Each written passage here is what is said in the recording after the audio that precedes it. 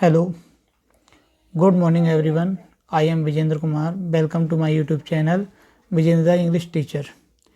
Dear student, we have learned superlative degree in the last video.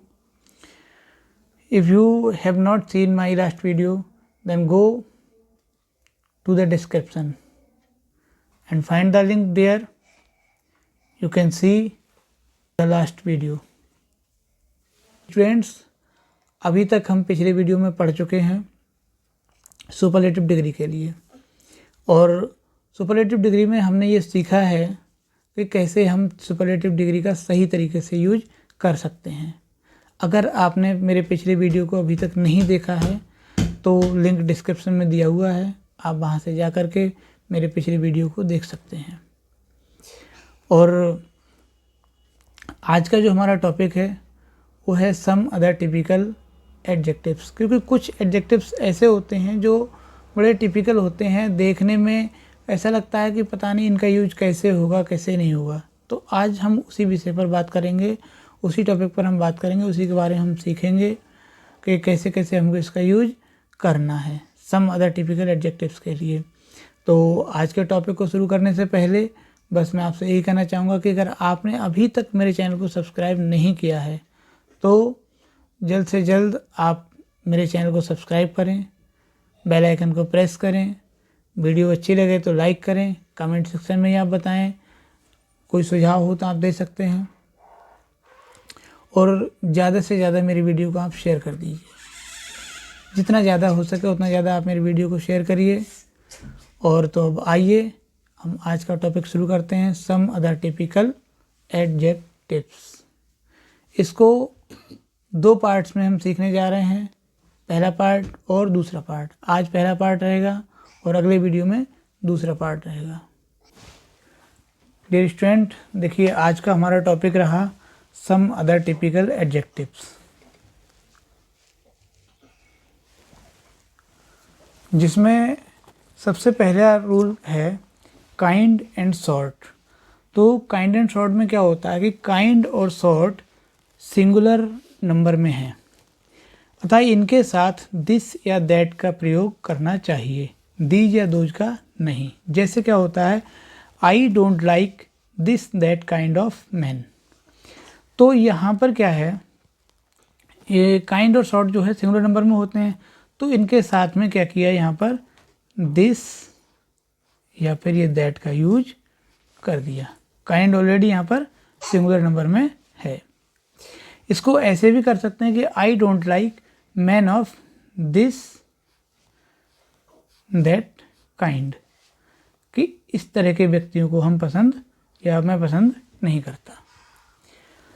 दूसरी बात इसमें क्या आती है कि दीज दोज अगर लिए जाते हैं तो इनके लिए हमें करना है कि शॉर्ट को भी हम प्लूरल फॉर्म में लेंगे और काइंड को भी प्लूरल फॉर्म में लेंगे। इसे यहाँ पे कर दिया हमने शॉर्ट्स और यहाँ पर ये कर दिया काइंड्स। इस तरह से इसको यूज किया जा सकता है। तो रूल नंबर 1 क्लियर। आप रूल नंबर 2 एडजेक्टिव एडवर्ब। इसमें क्या होता है कि कभी कभी एडजेक्टिव का प्रयोग वर्ब के साथ भी किया जाता है, जब वह एडजेक्टिव वर्ब के सब्जेक्ट को क्वालिफाई करे, लेकिन या किंतु वह वर्ब एक्शन को क्वालिफाई करे तो उस एडजेक्टिव का एडवर्बियल फॉर्म का प्रयोग करना चाहिए। जैसे क्या है, फ्लावर्स स्मेल स्वीट। तो यहाँ पर क्या किया, यहाँ एडवर्बियल फॉर्म का यूज यहाँ पर नहीं किया गया है। मतलब कहने का है कि जैसे कभी कभी एडजेक्टिव का प्रयोग वर्ब के साथ भी किया जाता है, तो यहाँ पर क्या किया, ये स्वीट जो है ये वर्ब के साथ, स्मेल यहाँ पर क्या है, वर्ब है, तो वर्ब के साथ इसका यूज कर दिया गया है। ये स्वीट का ये वर्ब है। ही लुक्ड एंग्री, अब लुक वर्ब है और इसके साथ ये एंग्री का यूज कर दिया गया है। अब बात आई, अगर एक्शन की बात आई है तो इसको एडवर्बियल फॉर्म में यूज करना है। The ship appeared suddenly. अब ये अपीयर क्या है, एक तरह से एक्शन फॉर्म में है, एकदम दिखाई दिया अचानक रूप से, तो यहाँ पर क्या होगा, सडनली, ये एडवर्बियल फॉर्म ले लिया। He looked coldly at us, तो लुक है और लुक्ड देखा, कोल्डली एट अस।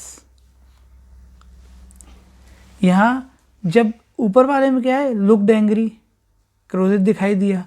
अब he looked coldly at us, तो मतलब यहाँ पर सेंटेंस का पूरा मीनिंग ही चेंज हो गया। जब चेंज हुआ तो उसके अकॉर्डिंग यहाँ पर एक्शन मोड आ गया। जब एक्शन मोड आया तो यहाँ पर एडवर्बियल फॉर्म में हमने कोल्ड को यूज कर दिया है। तो रूल नंबर 2 भी कंप्लीट। अब rule number 3, adjectives use as nouns. कुछ एडजेक्टिव्स कभी कभी क्या होता है, कभी कभी एडजेक्टिव्स ऐसे होते हैं जो कि नाउन के रूप में यूज किए जाते हैं। तो वो अगले पेज पर हैं और हम देखो कैसे इनको यूज करते हैं। अभी देखिए, तो सबसे पहले क्या आता है कि represent a class of people, यानी ये वर्ग विशेष को दिखाता है। कभी कभी क्या होता है कि डेफिनेट आर्टिकल द लगाकर एडजेक्टिव्स का प्रयोग किसी वर्ग विशेष के लोगों के लिए प्लूरल नाउन की तरह किया जाता है। जैसे है the rich should not be proud. तो ये रिच क्या है, एक ये वर्ग विशेष आ गया और इससे पहले द का यूज कर दिया गया है। या द हम्बल आर ब्लेस्ड, तो हम्बल भी एक क्या है, एक वर्ग विशेष है, इससे पहले ये द का यूज कर दिया गया। दूसरी बात आती है as a singular noun representing some abstract quality. कभी कभी क्या होता है कि कुछ सिंगुलर नाउन जो होते हैं वो कुछ एब्स्ट्रैक्ट क्वालिटी को प्रस्तुत करते हैं। जैसे यहाँ पर है कि Keats was a poet of the beautiful. Keats was a poet of the beautiful, तो यहाँ पर क्या है कि ये सिंगुलर नाउन जो है वो एब्स्ट्रैक्ट क्वालिटी को यहाँ पर प्रस्तुत कर रहा है। क्योंकि कीट्स नाम तो ये सिंगल है, देखने में ये क्या लग रहा है, ये प्लूरल जैसा लग रहा है। Was a poet of the beautiful, ये एब्स्ट्रैक्ट क्वालिटी हो गई, जिसको ये पोइट तो ऑलरेडी है ही है, तो ऑफ द ब्यूटीफुल जो आ रहा है ये पूरा इसकी एब्स्ट्रैक्ट क्वालिटी को दिखा रहा है। या द फ्यूचर इज ब्राइट, तो ये आ गया इसमें, यहाँ पर ये एब्स्ट्रैक्ट क्वालिटी हो गई इसकी। एडजेक्टिव्स एक्चुअली बिकमिंग नाउन्स, क्या होता है कि कुछ एडजेक्टिव ऐसे होते हैं जो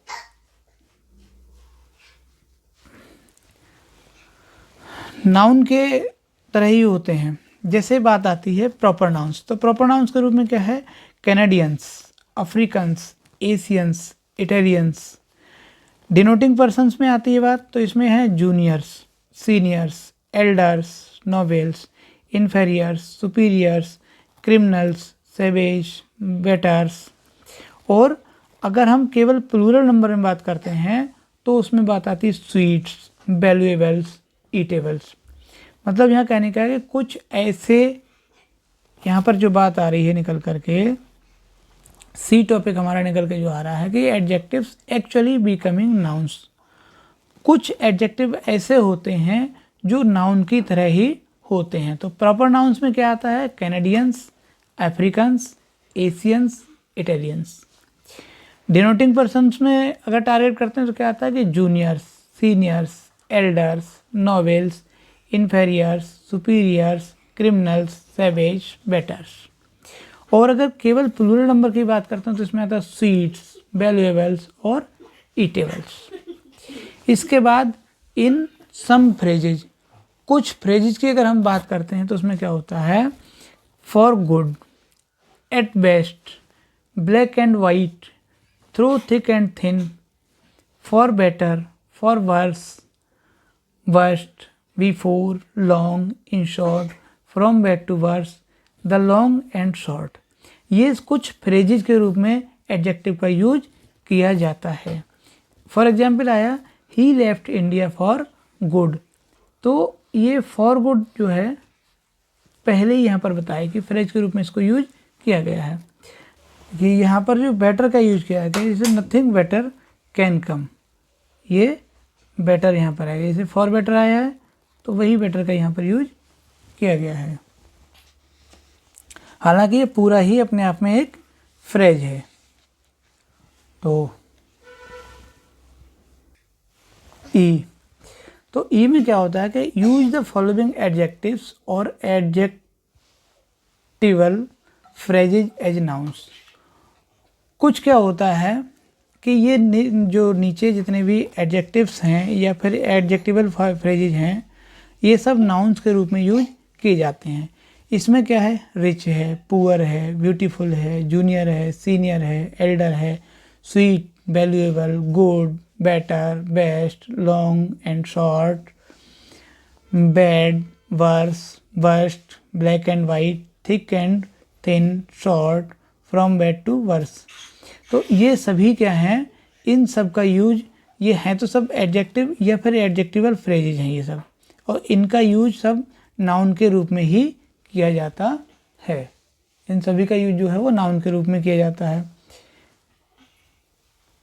इसके बाद हम बात करते हैं आगे कि कुछ एडजेक्टिव्स के प्रयोग करने में अक्सर भ्रम रहता है और गलती हो जाती है। उनके सही प्रयोग को हम इस प्रकार बारीकी से समझें।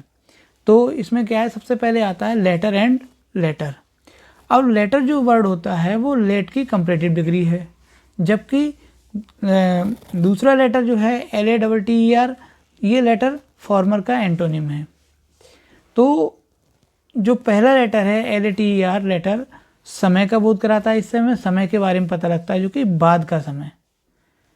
और दूसरा लेटर है LATTER, ये क्रमानुसार बाद का यानी दूसरे स्थान पर होने के बारे में बताता है। जैसे Ram came later than Hari. अब यहाँ पर जो लेटर आया है इसका मतलब ये हुआ कि राम जो था वो हरि के बाद में आया।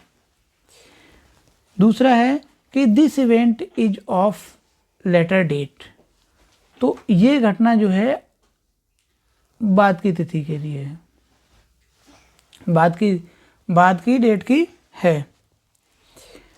या फिर अब तीसरा एग्जाम्पल है Ram and Shyam are brothers. Ram और श्याम भाई हैं, but latter is more cultured than the former. तो अब यहाँ पर ये इस लेटर का यहाँ पर यूज किया गया और ये क्रम को दर्शा रहा है दूसरे स्थान पर, यानी बट लेटर इज मोर, यानी मतलब लेटर का मतलब यहाँ पर बाद का, दूसरे स्थान पर जो श्याम है वो ज़्यादा कल्चर्ड है देन द फॉर्मर, पहले।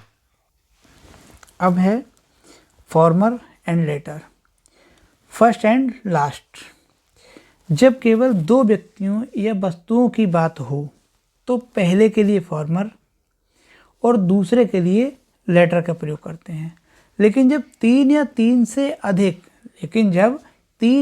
से ज़्यादा के व्यक्तियों या वस्तुओं का जिक्र हो, तीन या तीन से ज़्यादा व्यक्ति या वस्तु के बारे में जब बात हो तो पहले के लिए फर्स्ट और अंतिम के लिए लास्ट का यूज करते हैं। जैसे यहाँ पर बात आई Ram and Shyam are brothers. Ram और श्याम भाई हैं, but the former is very rich. अब जो फॉर्मर की बात आई है तो फॉर्मर क्या है, पहले के लिए यूज होता है, यानी but the former is very rich, मतलब राम जो है बहुत ही धनी है। And the latter very poor, और बाद वाला जो दूसरा है यानी श्याम जो है वो धनी नहीं है, यानी वो गरीब है, बहुत ही गरीब है।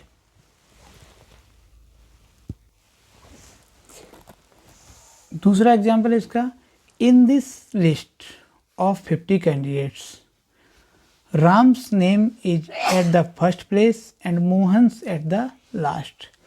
इस लिस्ट में, इसमें ये 50 कैंडिडेट्स की जो लिस्ट है इसमें राम्स नेम इज फर्स्ट, तो राम का नाम कहाँ है, पहले स्थान पर है, first place, and Mohan's at the last, और मोहन का नाम जो है वो कहाँ पर है, अंत में है। तो ये चीज़ इससे क्लियर हो जाती है। अब आगे फर्स्ट एंड फॉरमोस्ट। तो फर्स्ट एंड फॉरमोस्ट में क्या होता है, फर्स्ट केवल क्रम में पहले का बोध कराता है। फर्स्ट मतलब होता है कि जो भी लाइन है, क्रम है, उसमें सबसे पहला व्यक्ति जो है वो फर्स्ट होता है, उसमें कम या अधिक महत्व का कोई भाव नहीं है। पहला है तो पहला है, इसमें कोई ऐसा नहीं है कि बहुत ज़्यादा वो मोस्ट इम्पॉर्टेंट व्यक्ति है। और फॉरमोस्ट का अर्थ है सबसे अधिक महत्वपूर्ण, उसमें क्रम का कोई भाव नहीं होता है। फॉरमोस्ट का मतलब ये है कि चाहे 100 की भीड़ है या 10 की भीड़ है, उसमें वो सबसे ज़्यादा महत्वपूर्ण व्यक्ति है, मोस्ट इम्पॉर्टेंट व्यक्ति है, उसे लाइन से कोई मतलब नहीं है, कोई क्रम से मतलब नहीं है। जैसे फॉर एग्जाम्पल के लिए है, he was the first man to reach is here, वो पहला व्यक्ति था जो यहाँ पर पहुँचा। ठीक है, अब ये फर्स्ट हो गया, तो यहाँ पर ये पहला व्यक्ति है, किसी के लिए महत्वपूर्ण नहीं है, कोई भी वो व्यक्ति पहला हो सकता है। अब बात आई Pandit Jawaharlal Nehru was the foremost statesman of his time. अब पंडित जवाहरलाल नेहरू की बात आई तो ये एक स्पेशल व्यक्ति हैं, क्योंकि ये भारत के पहले प्रधानमंत्री थे। He was the first prime minister of India. तो यानी Pandit Jawaharlal Nehru was the foremost statesman of his time, अपने समय के फॉरमोस्ट सबसे महत्वपूर्ण स्टेट्समैन थे। इसके बाद लास्ट एंड लेटेस्ट। लास्ट जो होता है वो फर्स्ट का एंटोनिम्स होता है, फर्स्ट का विलोम होता है, और लेटेस्ट जो होता है वो अर्लीस्ट का एंटोनिम होता है। इसलिए लास्ट जो होता है वो क्रम या स्थान के बारे में बताता है, क्रम या स्थान का बोध कराता है, और लेटेस्ट समय का। फॉर एग्जाम्पल है, the last person in the Q is my friend. अब यहाँ पर जो बात आई है कि इस लाइन में जो आखिरी व्यक्ति है वो मेरा मित्र है। अगले में कि what is the latest news about election, election के बारे में बिल्कुल लेटेस्ट न्यूज क्या है, ये समय के बारे में बता रहा है कि बिल्कुल करंट समय में क्या है। इसके बाद बात आती है नियरेस्ट एंड नेक्स्ट। तो नियरेस्ट का अर्थ जो होता है वो सबसे पास का होता है, इससे दूरी का पता चलता है। नेक्स्ट का अर्थ इसके उसके बाद या फिर अगला होता है, इससे क्रम या स्थान का पता चलता है। जैसे tell me about your nearest school, अपने सबसे पास का स्कूल। फिर my seat was next from the door, तो मेरी सीट जो है वो मेरी सीट जो थी वो दरवाजे से अगली थी। यहाँ पर नेक्स्ट आ गया। तो डियर स्टूडेंट, आज की वीडियो में हमने सम अदर टिपिकल एडजेक्टिव्स को पढ़ा है, और इसके लगभग 3 रूल थे। 3 रूल, तीसरा नियम जो है उसके तहत कई चीज़ें निकल कर आई हैं, जिसके 50% पार्ट को आज हमने पढ़ा है। बाकी उसका जो 50% पार्ट रह गया है वो हम अगली वीडियो में आपको बताएंगे। और अब चलते हैं, मिलेंगे अगली वीडियो में। तब तक के लिए बस आपसे यही कहना चाहूँगा कि अगर आपने अभी तक मेरे चैनल को सब्सक्राइब नहीं किया तो सब्सक्राइब करें, लाइक करें, बेल आइकन को प्रेस कर लें ताकि वीडियो की नोटिफिकेशन वीडियो अपलोड होते ही आपको मिल जाए। कमेंट सेक्शन में अगर कोई सजेशन है तो हम बता सकते हैं, और ज़्यादा से ज़्यादा प्लीज़ मेरी वीडियो को शेयर कर देना। बाकी हम अगली वीडियो में इस टॉपिक को लेकर के बात करेंगे। Thank you, bye bye.